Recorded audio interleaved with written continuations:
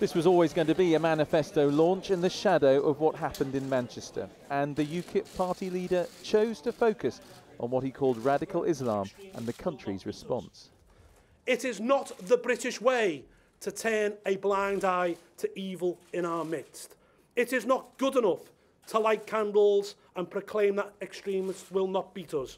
Action is required on multiple fronts, and I am proud UKIP is setting out its patriotic agenda for defending our country and our way of life.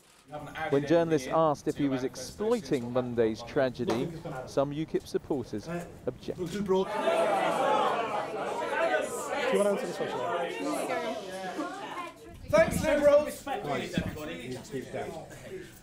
Then the person who wrote the manifesto appeared to say Theresa May was partially responsible for Monday's attack.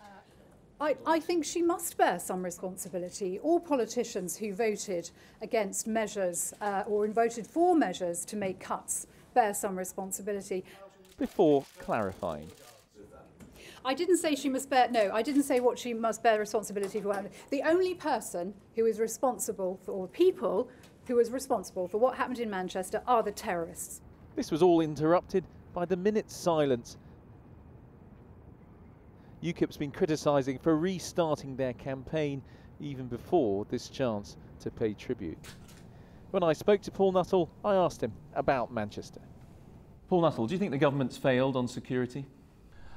Yes, I do actually. I think the fact that they've reduced the amount that the security services get, I think the fact that they've reduced the number of police officers to the tune of 20,000 since 2009, I think the fact that they've reduced our armed forces certainly doesn't help. But if that's a failure of government, Theresa May's the Prime Minister, she was previously Home Secretary. Is she part of the problem? The politicians who voted in favour of the measures which reduced our security services and reduced our armed forces and reduced our police officers should well have a rethink. Security is always a subject for discussion in any election. Right now, it's the only subject.